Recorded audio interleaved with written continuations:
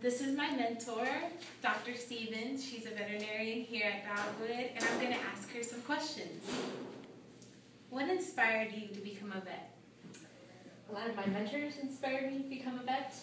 I worked with some wonderful veterinarians growing up, and they were always so wonderful to our family pets that they inspired me to become a veterinarian. And I've always been interested in math and science and problem solving, so this just seemed like the most logical profession. Nice. What did you do to prepare yourself in high school for this career? I followed what my dad said, and he said good grades count, so I definitely had to keep up with academics. I took a lot of AP classes to prepare me for college. I tried to take a lot of math and science courses. I volunteered with the Humane Society, and I always was willing to dog sit for my neighbors, so any chance I could get, I would try to find any opportunity to work with animals. Okay. Were you a veterinary technician before you were a veterinarian? I was a veterinary assistant for 4 years before vet school, so I helped out the vet and worked with kennels and did receptionist work too. Okay. Did this career inspire you to achieve a higher goal? It always inspires me to keep learning.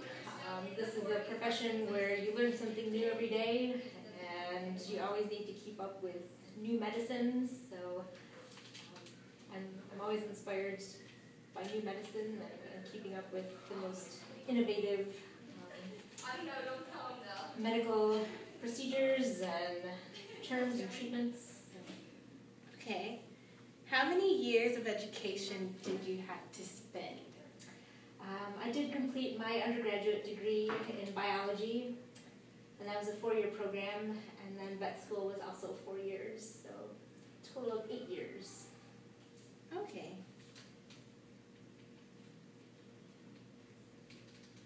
What university did you attend for your undergrad diploma? I went to a small liberal arts school in Michigan called Albion College. A-L-B-I-O-N. L-B-I-O-N? Yeah. Okay. Michigan. Where did you receive your veterinary license?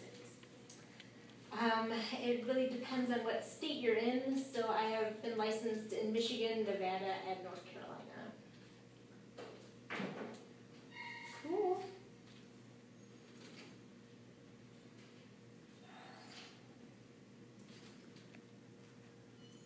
Okay. What are the duties assigned to your job? For my job as a veterinarian, I diagnose, treat, and prescribe,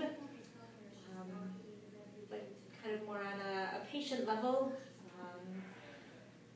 I need to communicate with the client the best options for treatment.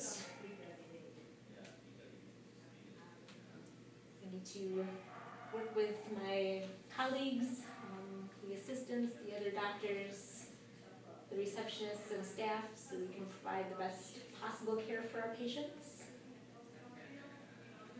And I also need to continue to educate and learn, not only for myself, but for my coworkers too. Okay. What skills must one possess to become a successful veterinarian? Lots of animal handling skills, but really good problem-solving skills.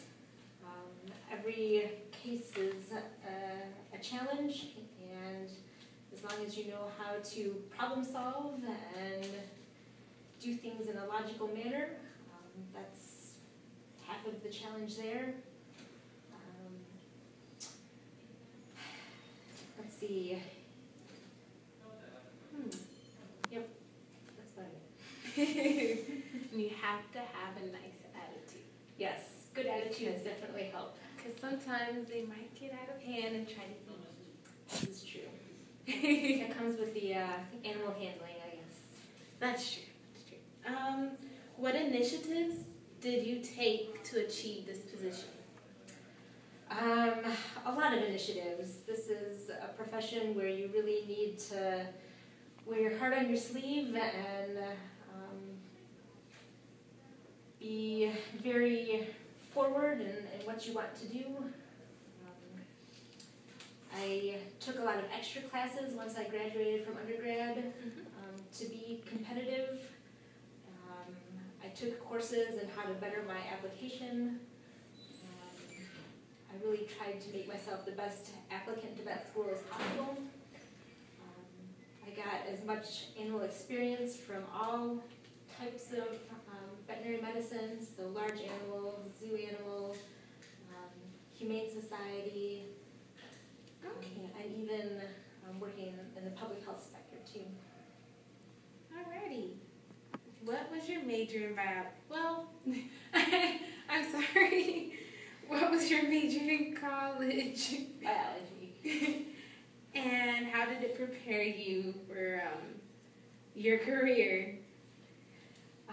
Since I got a pretty broad degree, it really helped me with future classes in anatomy, physiology, pharmacology, and gave me a really good basic understanding of how organisms live.